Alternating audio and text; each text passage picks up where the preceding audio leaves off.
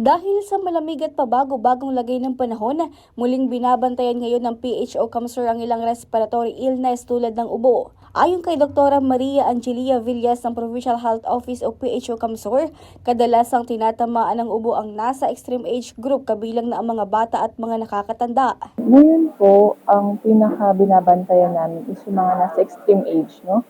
Mga sobrang bata, newborn, infants, tapos yung mga sobrang tanda, no?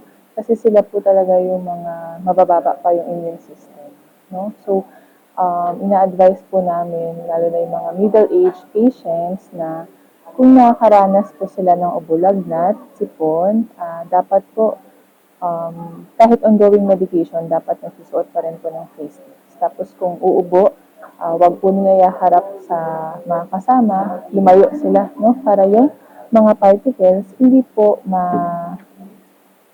umabot sa mga kausap or kasama. No? Isa si Mami Regine Manaog sa mga magulang na agad humihingi ng payo medikal. Kasama ang kanyang asawa, dinala niya sa Edmero Clinic sa Capital Complex, Cadanpili, Camarines Sur ang kanyang dalawang anak na may ubo kabilang na ang kanyang 5 buwang gulang na sanggol.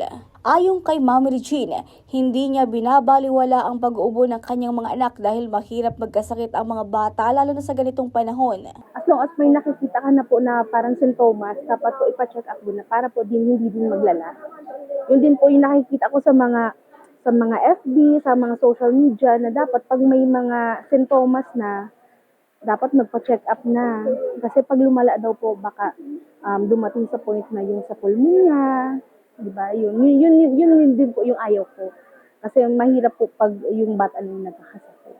Pinayuhan naman ni Dr. Villas na tama ang ginawa ng magulang na agad magpakonsulta.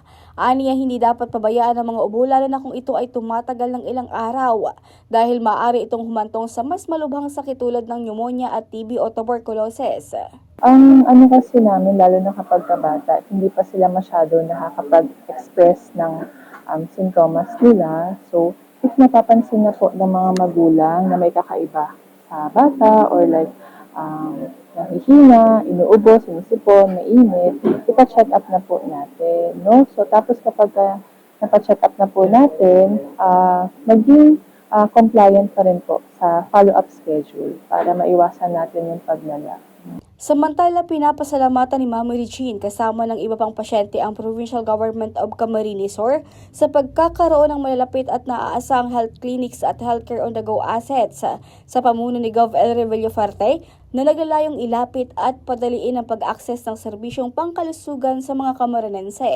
Regine Boy, CSN.